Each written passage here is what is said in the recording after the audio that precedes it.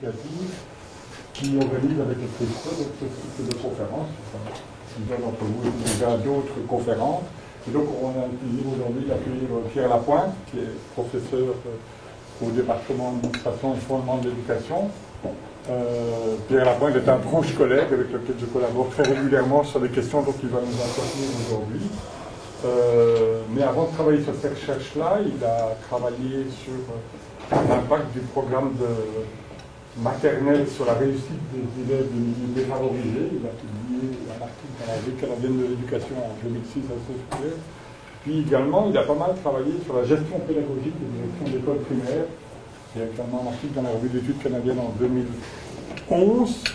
Et il a eu une vie antérieure avant d'être chercheur et professeur d'université, puisqu'il a été conseiller pédagogique, peut-être d'autres choses que j'ignore, dans les commissions scolaires. Et donc c'est à propos d'une recherche en cours, qui est une recherche CRSH partenariat, que Pierre va nous entretenir, qui porte donc sur une étude de cas de la mise en œuvre de la gestion axée sur les résultats ici au Québec. Pierre, je te Merci Christian. Donc on va fonctionner comme d'habitude, c'est-à-dire que Pierre va exposer 45 minutes environ, et puis on va discuter. Je ne sais pas si tu souhaites que les gens interviennent au milieu de ton exposé ou non. Je peux le faire, mais à un moment donné, peut-être que je peux limiter les débats. D'accord, on va faire remonter la discussion. N'hésitez pas à m'interrompre si jamais il y a des incompréhensions de l'exposé. Donc on aura une bonne quarantaine de minutes pour discuter après ton exposé, et donc c'est à toi. Merci Christian. D'abord, je tiens à remercier Christian Marois qui m'a invité ce midi pour vous rencontrer, présenter, je dirais, en fait, c'est la première présentation de ces résultats que je fais aujourd'hui. Donc, il y a des mises au point à faire, je dirais, dans l'analyse de nos résultats, mais vos commentaires seront très appréciés à ce niveau-là. Donc, remercier Christian pour la chaire sur les politiques de gouvernance par les sur les politiques éducatives au Canada, le CRIFPE aussi. Remercier particulièrement André Brassard et Ginette Casavant qui ont contribué à la réalisation de l'exposé que je vous ferai ce midi. Est-ce que vous entendez bien? Oui, ça va? Okay. Donc, je pense que je vais m'asseoir, ça va être plus facile pour manœuvrer. Donc, continuons les remerciements. Christian le soulignait, c'est un programme qui a été financé par le Conseil de recherche en sciences humaines du Canada, dans le programme intitulé « Programme de subvention au développement de partenariat ». En fait, c'est une association particulière avec une commission scolaire de l'île de Montréal qui porte essentiellement sur la mise en œuvre des politiques de gestion axées sur les résultats. Un intérêt manifesté par le partenaire, la commission scolaire, à examiner les processus à l'intérieur de son organisation dans une perspective d'amélioration des dispositifs et des accompagnements des établissements. Donc, ma présentation se déroulera selon le plan prévu, contexte de la recherche, problématique, recension d'écrit, le cadre conceptuel, les questions de recherche qui sont abordées, la méthodologie, les résultats, enfin les conclusions, et bien sûr la discussion avec vous par la suite. Donc, je serai assez court par rapport à la problématique. Bon, plusieurs d'entre vous êtes au fait des réformes qu'on a connues en éducation. Peut-être dire que la gestion axée sur les résultats, c'est très centré sur la qualité de l'éducation. Ce qui est important peut-être de rappeler, c'est que la qualité de l'éducation, ça a toujours été un sujet assez, je dirais, d'actualité à travers les 50 dernières années qu'a connu notre système d'éducation.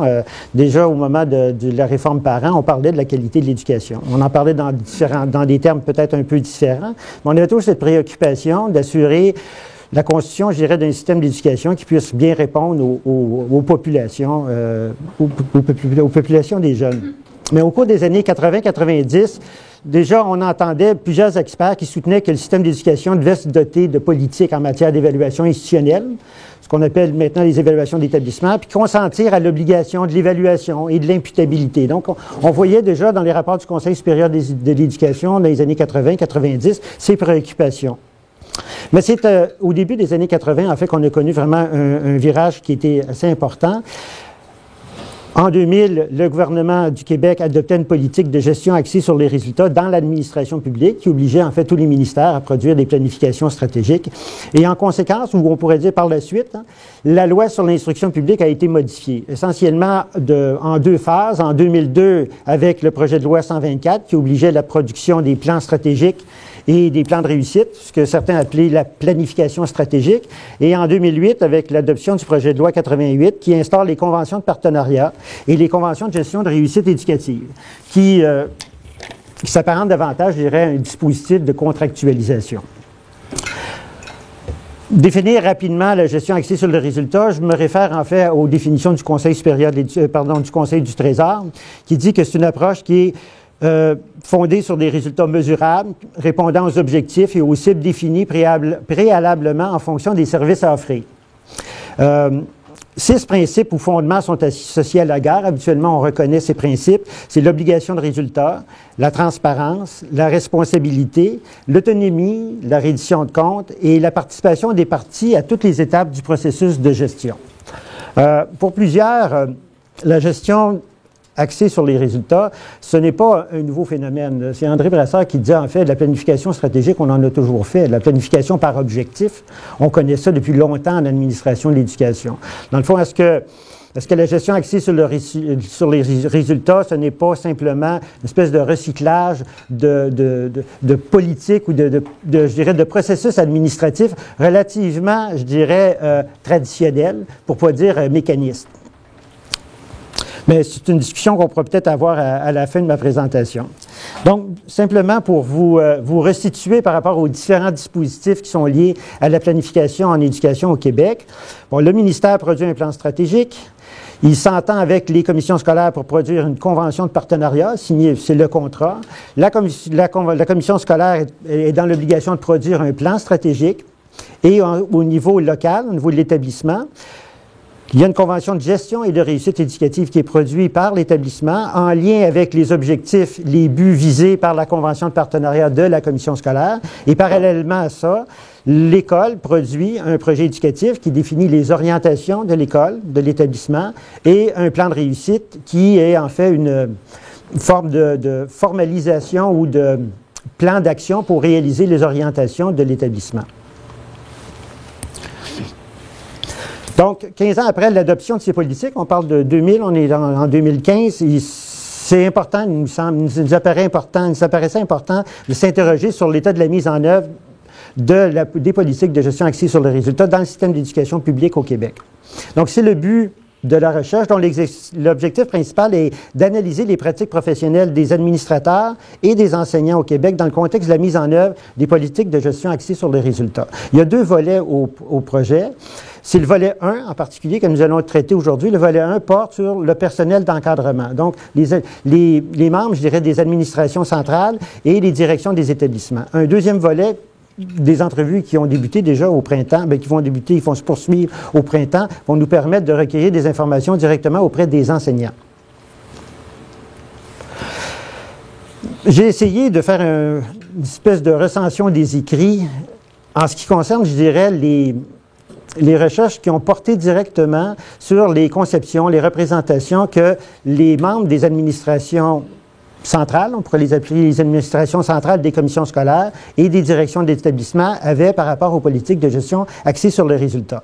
Alors, lorsqu'on fait le tour, peut-être que j'en ai échappé, vous pourrez m'aider peut-être aussi là-dessus, mais il y en a très peu en fait, de recherches qui ont porté sur les conceptions, les représentations que les administrateurs peuvent avoir par rapport à ces politiques.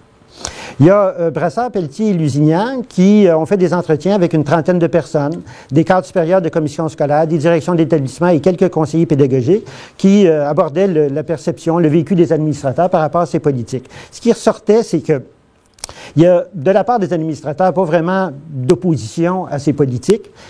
En général, la démarche est définie comme assez directive, du type top-down. La production des conventions de partenariat s'attend à valoriser le travail des directions, des commissions scolaires et des conseillers pédagogiques. Donc, dans le fond, ça met de l'avant un peu l'expertise des professionnels et des administrateurs des administrations centrales. Au niveau des établissements, les directions d'établissement perçoivent les conventions de gestion réussite éducative comme un outil de gestion intéressant pour mieux comparer et juger la performance des enseignants. C'est un outil qui est susceptible de mobiliser les acteurs, mais ça implique l'engagement de ressources supplémentaires. Bon, il y a une problématique qui est liée à la mobilisation du personnel enseignant. En fait, le personnel enseignant reste la grande question parce que la politique veut finalement pénétrer jusque dans la classe. Et en général, en fait, au Québec, ici, on n'a pas vraiment de résultats en ce qui concerne la réception des politiques de la garde par les enseignants. Madame Larouche a fait une présentation à l'automne dernier. Elle avait interviewé 10 directeurs généraux ou directeurs généraux adjoints sur la production des conventions de partenariat. Ce qui ressortait en fait de ces échanges avec les directions, c'est qu'ici encore, il y avait une assez forte adhésion des administrateurs envers les principes des politiques de la garde. Ils considéraient que c'était un bon levier, un beau levier pour assurer le leadership pédagogique des directions générales, mais aussi des directions d'établissement. Ils disaient que le degré d'appropriation de l'approche était variable en fonction des différentes commissions scolaires. Disait que certaines directions d'établissement étaient plus récalcitrants au départ à l'implantation et à la mise en œuvre de ces politiques. Mettait de l'avant aussi la double contrainte entre, bon, je parlais tantôt de la contractualisation qui est une obligation en fait liée aux conventions de partenariat qui, dans le fond, limite d'une certaine manière l'autonomie des établissements, mais aussi des commissions scolaires dans l'établissement ou l'identification de ses orientations, de ses objectifs, de ses priorités. Donc ça, Mme Larouche le faisait ressortir. Une chose qu'elle faisait ressortir qui est assez intéressante parce que c'est, je dirais, c'est l'enjeu actuel, je dirais probablement dans ce qui concerne l'impact de la mise en œuvre des politiques de gestion axées sur le résultat, c'est les administrateurs, ils disent qu'ils ont une meilleure connaissance des résultats des élèves, mais cela n'implique pas qu'ils sachent davantage comment faire pour améliorer l'état de leur réussite. Et ça, c'est assez intéressant parce que ce qu'on voit actuellement dans les planifications stratégiques, c'est des identifications en ce qui concerne, je dirais, les actions apportées directement dans les classes, ce qu'on va appeler l'effet enseignant. Donc, l'idée d'agir sur les pratiques efficaces. Parce qu'il y a une grande préoccupation à savoir, est-ce que tout ce dispositif, en fait, ne sert qu'à l'administration? Est-ce que c'est seulement une parade qui est faite au niveau de l'administration centrale, au niveau des administrateurs, mais finalement, ça pénètre plus ou moins, ça a plus ou moins d'impact sur les pratiques effectives des enseignants dans leur milieu scolaire. Lessard et ses collègues, eux, ont fait une recherche. En fait, c'est un grand sondage qu'ils ont fait auprès des directions et des enseignants. Ça portait pas directement sur les politiques de gestion axées sur le résultat, mais ça portait plutôt sur comment les directions assument leur rôle dans la mise en œuvre des nouvelles politiques. Et en ce sens-là, peut-être qu'on peut faire un rapprochement. Bon, ces auteurs disaient que, dans le fond, les directions d'établissement apparaissent comme des porte-étendards des politiques éducatives. Et ça, on va le voir, on l'a vu, en fait, on le voit dans d'autres résultats.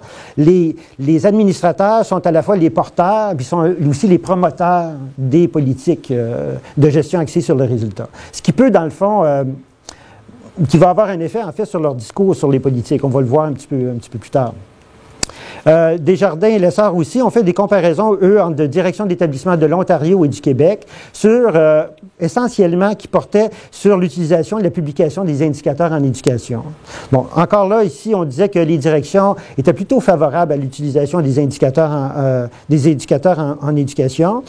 Mais ils étaient plus critiques, ceux des directions du Québec comparativement à ceux de l'Ontario, étaient plus critiques par rapport au classement des écoles en fonction de la performance des élèves, ce qu'on appelle les palmarès des écoles, qu'on connaît ici au Québec. Enfin, il y a Bernatchez et Trudeau qui récemment ont publié des résultats d'entretien avec 8 directions d'établissement dans une commission scolaire, dans une commission scolaire du Québec, oui. Eux, ce qu'ils examinaient, c'est comment s'actualise la gestion axée sur les résultats dans les établissements d'enseignement. Bon.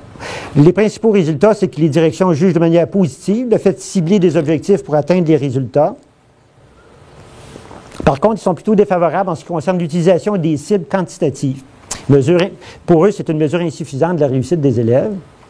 L'exercice de la reddition de comptes est moins bien perçu, il est jugé lourd, il ne permet pas d'obtenir de meilleurs résultats nécessairement. Donc, mais pour eux aussi, l'exercice de reddition de comptes, c'est une occasion pour réfléchir, en fait, sur les actions éducatives menées par l'établissement, mais aussi par l'organisation. Enfin, il y a Lapointe et Hall qui, en 2012, ont publié une analyse, en fait, j'appellerais une évaluation de la conformité des plans stratégiques des commissions scolaires du Québec. À la demande du ministère de l'Éducation, on a examiné tous les plans stratégiques avaient été produits de première et de deuxième génération pour voir dans quelle mesure tous les éléments qui étaient prévus au contenu des plans stratégiques l'étaient. Et effectivement, les commissions scolaires faisaient bien leur travail. En général, tous les éléments, on y retrouvait à peu près tous les éléments. Peut-être à une exception près, en ce qui concerne, je dirais, l'identification des moyens et les indicateurs pour mesurer les résultats. Ce qu'on constatait, c'est que dans plusieurs documents, il n'y avait pas de mention en ce qui concernait quels sont les moyens qui vont être pris par la commission scolaire pour atteindre les objectifs et quels sont les indicateurs qui vont être utilisés. Comment ils vont mesurer l'atteinte de leurs résultats. Et ce qu'on avait comme commentaire à ce moment, c'était de dire que les gestionnaires sont davantage axés sur une gestion axée sur les moyens. Traditionnellement, c'est ce qu'on a toujours fait dans les commissions scolaires. On définit ce qu'on va faire pour que les choses aillent mieux. Mais on présume que ça va aller mieux. Donc, on n'a pas nécessairement besoin de mesurer si ça va effectivement mieux, puisque les services ont été rendus, tout probablement que ça va mieux. La gestion axée sur les résultats nous ressemble, je dirais, d'une manière différente. Elle nous ressemble sur, indépendamment de ce que vous avez fait, est-ce que ça va mieux? Donc, le constat que je faisais, et je faisais avec mes collègues, c'était que, dans le fond, les commissions scolaires, ils se conforment à la loi quant à la mise en œuvre des dispositifs de planification stratégique. Elles soutiennent aussi les directions d'école dans l'établissement, dans la mise en application des dispositifs qui sont liés aux établissements, qui sont le projet éducatif, le plan de réussite, la convention de gestion de réussite éducative. Donc, la question importante n'est pas tant de savoir si les commissions scolaires s'acquittent de leurs obligations dans cette matière, mais bien de juger dans quelle mesure les politiques de la gare marquent les conceptions, les pratiques actuelles en administration de l'éducation. Est-ce qu'on peut voir une trace, en fait, dans les pratiques de gestion dans les commissions scolaires de cette philosophie-là ou de cette manière-là d'appréhender l'administration publique? Donc, pour traiter cette question, j'ai pensé que l'adoption d'une perspective compréhensive axée sur l'analyse de la culture organisationnelle pourrait nous être utile là, pour examiner en fait à la fois la documentation produite par la commission scolaire, qui est notre sujet ici, et les discours aussi des protagonistes. Donc, selon le modèle de Shane, la culture organisationnelle, ça se définit comme l'ensemble des croyances, présupposés fondamentaux qu'un groupe donné a inventé, découvert ou développé en apprenant à faire face à ses problèmes d'adaptation interne et d'intégration interne. Ces croyances fondamentales se manifestent dans les valeurs, les normes de comportement qui sont des prescriptions d'activité adoptées et partagées par les membres d'une organisation. Les membres de l'organisation tendent à s'engager dans la réalisation d'activités qui respectent ces valeurs, ces normes. Ces activités constituent des artefacts, c'est-à-dire des manifestations tangibles ou observables, des valeurs et des normes de la culture de l'organisation. Ici, ce sera les plans stratégiques, les documents officiels produits par la commission scolaire, les discours des protagonistes. Donc, Gagliardi nous dit, lui, que pour qu'une organisation maintienne et consolide sa culture, il le fait à travers des stratégies qui sont instrumentales ou expressives. Instrumentales, ce sont des stratégies qui sont de nature opérationnelle. Leur fonction, c'est de diriger les membres de l'organisation vers l'atteinte d'objectifs spécifiques et mesurables. Le plan stratégique en étant un très bon exemple. Il y a aussi des stratégies expressives qui agissent plus au plan symbolique. Elles visent à maintenir une conscience de l'identité collective parmi les membres de l'organisation et à rendre explicite pour des observateurs extérieurs, pour des observateurs extérieurs à l'organisation. Donc, au niveau méthodologique, nous avons réalisé 27 entrevues avec des membres d'une commission scolaire attachée à la fois à l'administration centrale et aux établissements d'enseignement.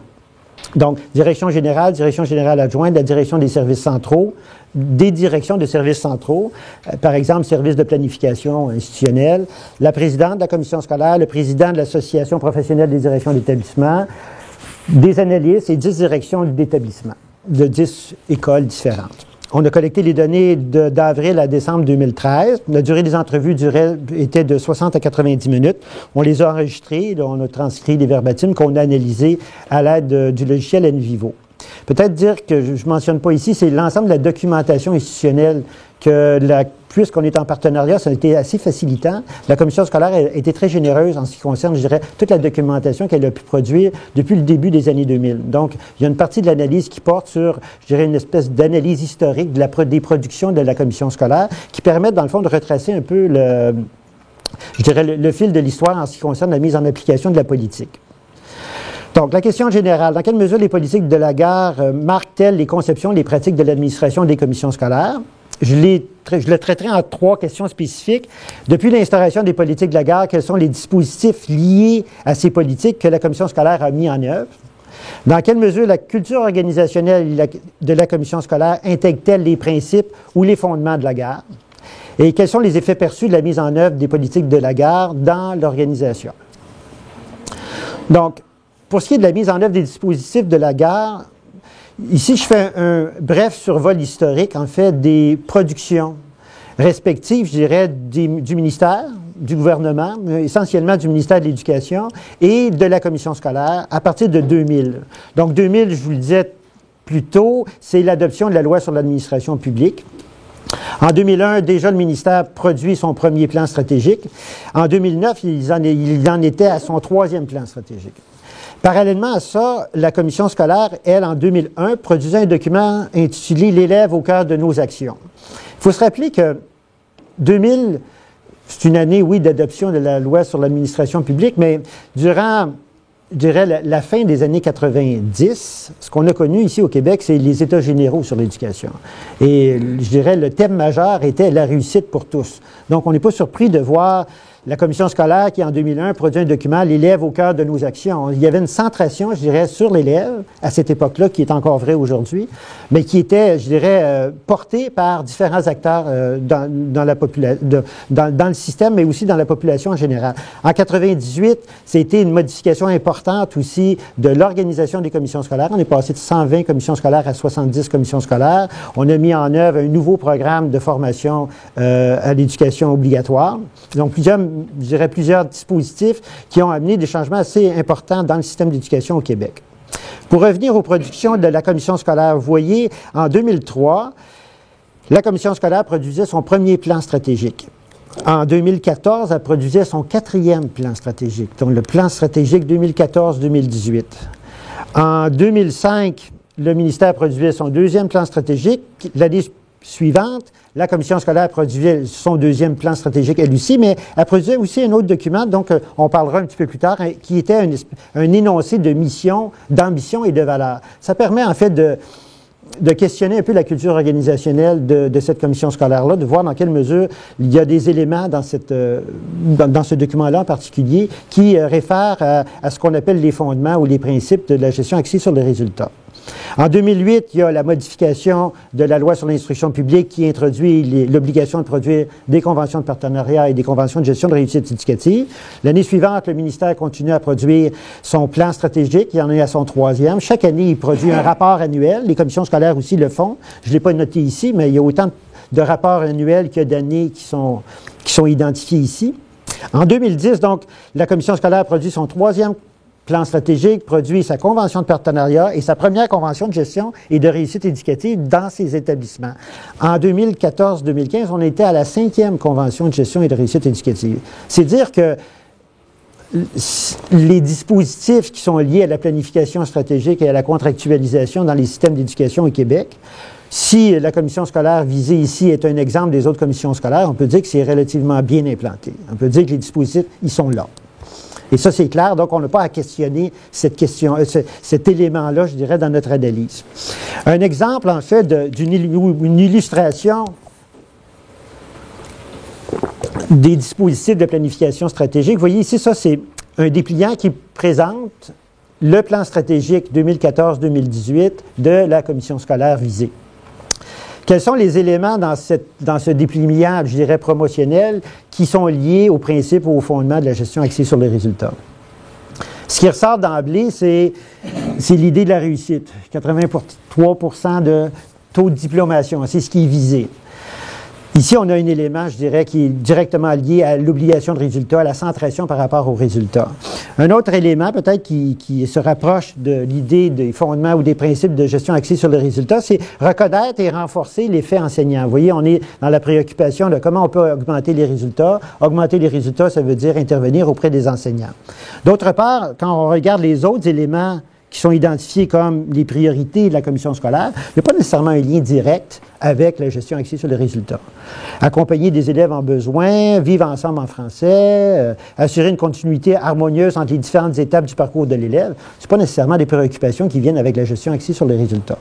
Ce qui nous montre que, dans le fond, la culture organisationnelle, en tout cas ici, l'exemple qu'on a, c'est l'hypothèse qu'on a aussi, c'est qu'il y a des éléments de la gestion axée sur les résultats qui ont été incorporés dans la culture organisationnelle de cette commission scolaire-là et tout probablement dans les autres commissions scolaires qu'on peut mettre en évidence, mais elles sont incorporées dans une culture qui existe déjà.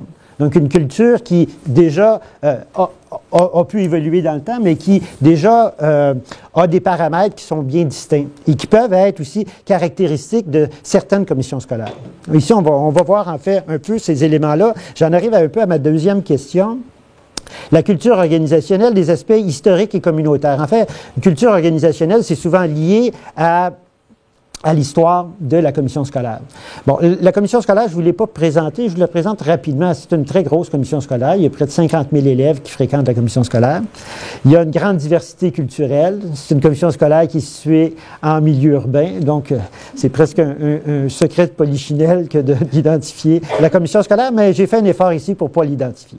Donc, ce qui est dans la culture, dans le discours et dans la documentation de la commission scolaire, c'est les origines de la commission scolaire, je dirais une quête d'identité. En fait, 15 ans après la création de la commission scolaire, la commission scolaire a été créée en 1998. Elle est formée de territoires appartenant à 7 autres commissions scolaires. Donc, c'est vraiment une toute nouvelle commission scolaire qui n'existait pas avant les fusions de commissions scolaires. Et une des grandes difficultés de cette organisation, ça a été de créer une identité de l'organisation, de créer une culture organisationnelle propre.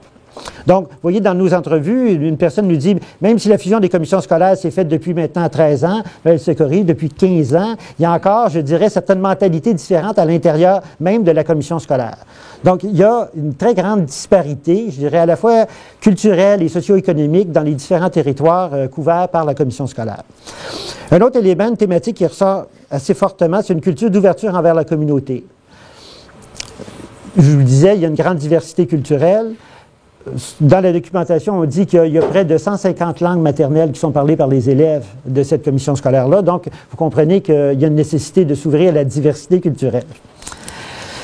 Là, je regarderai davantage des éléments de la culture organisationnelle qui, à mon avis, sont reliés en partie au principe de la garde.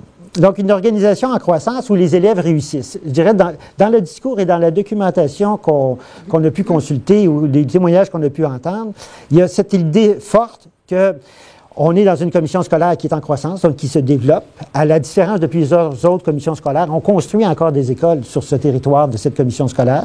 Ça crée, je dirais, une espèce de dynamisme dans l'organisation, une espèce, je dirais, de positivisme par rapport à la capacité de l'organisation de croître. Et d'autre part, les élèves, le taux de diplomation dans la commission scolaire est plutôt bon. Donc, les gens sont très contents, ils ont l'impression d'atteindre les résultats. Ils disent se centrer sur les résultats et ils disent avoir, je dirais, des preuves de la réussite, en fait, de leurs entreprises. Plusieurs répondants croient que les élèves réussissent donc bien à la commission scolaire, en dépit du fait que la langue maternelle de la majorité des élèves n'est pas le français, en dépit aussi du fait que plusieurs d'entre eux vivent dans des quartiers où les conditions socio-économiques sont difficiles. Donc, en fait, ils disent que l'école peut faire une différence. Et ça, je dirais, ça porte un peu à la fois le discours, mais les motivations des membres de l'organisation. Des valeurs partagées. Je vous ai mentionné tantôt qu'en 2006, on avait adopté un document qui s'appelait « Mission, ambition et valeurs ». Ça participait un peu à l'idée de construire ou de constituer une identité collective parmi les membres de l'organisation, mais ça a permis, en fait, d'établir ou de reconnaître pour l'ensemble du groupe certaines valeurs, dont celles du respect, l'équité, la responsabilité et le courage. Bon, pour faire un lien avec la culture organisationnelle, dans le document, il est bien mentionné que c'est ce que l'organisation juge être le bien et le souhaitable. Donc, c'est vraiment la culture de l'organisation, la référence de l'organisation, je dirais le document de référence pour les prises de décision des directions qui, en l'absence de certaines directives, doivent prendre des décisions. Ils doivent se référer à ce document. et à ses valeurs, je dirais, premières pour prendre des décisions. Bon, les notions de respect, d'équité, de courage, c'est pas nécessairement lié à la gestion axée sur le résultat. Ce qui est récupéré probablement par la gestion axée sur le résultat, c'est l'idée de la responsabilité et ultimement de l'imputabilité par rapport aux résultats. Et ça, on le voit dans les discours des répondants. Donc, les répondants de l'administration centrale rappellent l'importance de la démarche sur l'éthique qu'ils ont vécue en 2006. Ils affirment que ça a aidé à contrer les irritants liés à la fusion, dégager l'énoncé de mission de la commission scolaire et de nommer les valeurs auxquelles elle se réfère. D'autres éléments qui peuvent être plus ou moins reliés au principe de la gare. L'autorité centrale est respectée. Donc, le lien qui existe entre l'administration centrale et les unités, qui sont les établissements d'enseignement, les relations sont plutôt positives entre les deux instances. Mais les gens reconnaissent que l'implantation des politiques de gestion axées sur le résultat, ça a réduit la marge de manœuvre des établissements. Donc, ça a touché l'autonomie. L'autonomie étant un principe, un fondement de la gestion axée sur le résultat. On dit qu'il faut que les unités locales disposent d'une plus grande autonomie pour être en mesure de prendre des initiatives nécessaires pour assurer, je dirais, la progression des apprentissages des élèves. Donc, les gens reconnaissent que les politiques de la gare, en tout cas, ça a eu tendance à s'opposer à la décentralisation des pouvoirs au profit des conseils d'établissement, ce qui avait été établi en 1998. Donc, une culture axée sur les résultats et la responsabilisation. Encore des documents, des témoignages qui, dans le fond, soulignent, mettent ça en évidence. Vous voyez, en 2007, avant même qu'on adopte la loi sur la contractualisation, sur les conventions de gestion réussite éducative, la commission scolaire prenait l'initiative d'adopter un document qu'elle appelait reddition de comptes et cadre de référence. Donc, ça définit en fait les principes, les assises légales, les modes d'application de la reddition de comptes dans l'organisation. Donc, ça rappelle aussi, et les témoignages en rappellent, de la nécessité du principe d'imputabilité. Le directeur est imputable pour la commission scolaire, les directions d'établissement le sont pour leurs établissements. Mais les gens reconnaissent que cette notion d'imputabilité, elle est difficilement comprise et admise par les enseignants. Mais le discours est à l'effet qu'il faut miser sur l'imputabilité des membres de l'organisation, mais éviter d'exercer trop de pression en ce qui a trait à l'obtention de résultats, car cela est contre-productif. Donc, la stratégie, je dirais, qui est utilisée dans la commission scolaire, c'est de faire une pression douce ou forte selon les contextes, mais avec le souci de ne pas faire en sorte que ça se retourne contre nous, d'une certaine façon. Je ne sais pas comment le dire autrement, mais je pense que comme ça, on se comprend. Donc, dans le fond, c'est le dosage, la finesse, je dirais, dans l'intervention. Je terminerai avec deux diapositives qui portent, en fait, sur les effets perçus de la gare. Ce que ça met en évidence, surtout, c'est, je dirais, une certaine différence dans les perceptions des effets perçus selon que les membres sont rattachés à l'administration centrale ou rattachés aux établissements d'enseignement. Selon la plupart des répondants de l'administration centrale, les dispositifs de planification stratégique, ça crée une posture qui influence le milieu et ça incite les organisations à analyser leurs résultats. C'est une espèce de commentaire général sur les politiques de gestion. Ça oriente les équipes, ça a un effet de levier qui permet de s'interroger sur ces résultats, de se comparer avec d'autres milieux semblables.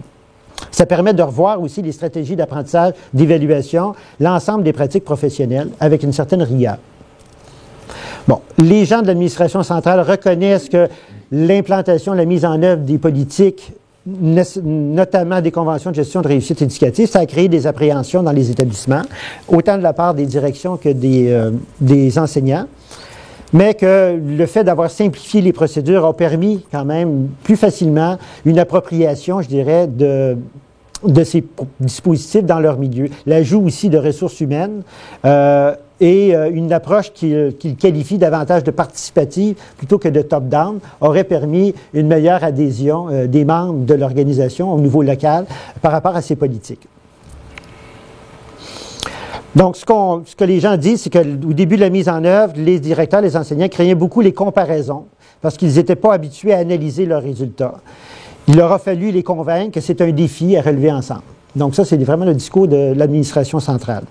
Donc, il a fallu aux membres des organisations autant au niveau central, je dirais, qu'au niveau des établissements, mais plus particulièrement au niveau des établissements, leur apprendre à travailler avec des indicateurs, à faire des analyses de situation, à poser de bons diagnostics. Dans la perspective des directions d'établissement, je dirais qu'on a un autre son de cloche. Eux, ils voient d'emblée, ils ont, je dirais, une perception assez mitigée par rapport aux politiques de gestion axées sur les résultats. Pour plusieurs, c'est un mouvement politique. C'est le ministère, en fait, qui essaie de justifier auprès de la population qu'il est capable de faire quelque chose pour contrer le décrochage scolaire et améliorer les taux de réussite dans la population en général. Et en fait, le fardeau revient aux établissements d'enseignement. C'est encore les directions d'école ou les établissements qui ont à prendre le contrat qui est, je dirais, délégué par le ministère et relayé par la commission scolaire. Plusieurs estiment que l'implantation des conventions de gestion, ça a été présenté comme une obligation. Ça s'est fait de manière trop rapide, ça a contribué à heurter les syndicats et plusieurs équipes d'enseignants. Pour plusieurs, la production des conventions de gestion, ça constitue un fardeau, une pression, une surcharge, une reddition de comptes supplémentaires. Par contre, plusieurs reconnaissent, et là on revoit en fait des résultats qu'on a vus dans d'autres recherches, plusieurs reconnaissent que ces conventions, ces dispositifs, c'est un outil d'analyse qui leur permet d'encadrer, de structurer leur approche pour suivre et évaluer les moyens que l'équipe utilise, de recentrer l'évaluation des apprentissages en fonction des programmes de formation, puis de mieux juger de la progression des apprentissages. Donc, ça leur permet, d'une certaine manière, de poser un regard objectif sur la situation de leur établissement. D'autre part, ça leur permet aussi de mobiliser leur équipe, susciter des discussions, favoriser l'utilisation d'épreuves communes en évaluation, encourager des corrections communes. Enfin, ils disent que l'exploitation permet d'exercer une supervision pédagogique qui est relativement bien perçue à travers ces indicateurs, même si elle est globale et vécue en groupe, parce que ça demeure difficile de faire accepter des supervisions sur une base individuelle. Et ça, on l'a vu dans différents événements. Peut-être dire, tantôt, je n'ai pas mentionné dans les opérations ou les dispositifs que la commission scolaire a mis en œuvre pour assurer, je dirais, la meilleure application des politiques de gestion axées sur les résultats. On a été associé, notre équipe a été associée avec la commission scolaire pour offrir un programme de formation au personnel d'encadrement sur la gestion axée sur les résultats, intitulé « La gestion axée sur la réussite ». Donc, depuis 2 ans, on accompagne les directions d'établissement de cette commission scolaire-là. On invite des scientifiques et des praticiens pour qu'ils puissent échanger avec les directions d'établissement sur les difficultés rencontrées par les établissements, mais les succès aussi qu'ils rencontrent. Essentiellement, ce qu'on discute, je dirais, c'est comment on peut arriver à mobiliser des équipes d'enseignants qui sont d'emblée assez réfractaires à ces politiques. C'est Duprier, je crois, dans un document récemment qui disait comment on fait pour mobiliser des agents libres. En fait, il répétait, je pense, que ce que Pelletier disait, c'est, en fait, les enseignants sont relativement maîtres de leur agenda, si je peux le dire comme ça. Donc, c'est pas facile, même pour une personne qui se dit leader pédagogique, de mobiliser des gens qui n'ont pas nécessairement l'intention de suivre les directives qui sont relayées, je dirais, par les instances supérieures. Donc, conclusion. Bref, en fait, les résultats, à notre avis, les résultats de notre enquête tendent à montrer que les politiques de la guerre sont relativement intégrées dans la culture de cette commission scolaire. Ça se manifeste dans la documentation institutionnelle, la mise en place des dispositifs de la guerre et le discours des administrateurs. Les membres du personnel d'encadrement sont les premiers visés par la mise en œuvre des politiques de la guerre. Ils en sont à la fois les porteurs et les promoteurs. Nos résultats tendent à montrer que l'adoption des principes liés aux politiques de la guerre et leur mise en application à travers différents dispositifs a pu amener un changement dans les conceptions et les pratiques d'administration dans cette organisation.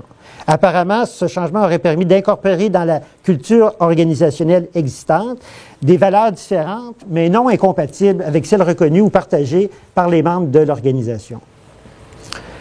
Donc, c'est bien sûr une étude exploratoire, une commission scolaire. Ça rend difficile, je dirais même, la diffusion des résultats parce que, comme je disais, c'est un peu un secret de polichinelle que d'identifier la commission scolaire. Mais je dois dire que la commission scolaire, elle ne craint pas d'être identifiée. Heureusement, les élèves réussissent relativement bien dans cette commission scolaire. Donc, ça aide à ce niveau-là. Donc, nos conclusions constituent des hypothèses qui devront être mises à l'épreuve là, dans des enquêtes ultérieures. Christian Marois, pour déjà au mois d'avril, va nous présenter des résultats pour 4 autres commissions scolaires. Donc, ce sera l'occasion justement de voir dans quelle mesure les résultats qu'on vous a montrés aujourd'hui sont conciliables avec ceux qu'on peut observer dans d'autres commissions scolaires. Je pense que ce qui va être très intéressant, c'est les résultats des entrevues qu'on va mener avec, actuellement, on a une quarantaine d'enseignants dans cette commission scolaire-là qu'on va voir durant le printemps. Là, ça va nous permettre vraiment de faire le pont, je dirais, entre les expectatives ou je dirais, les projets des administrateurs versus les réalités de la pratique enseignante. Je vous remercie beaucoup de votre attention.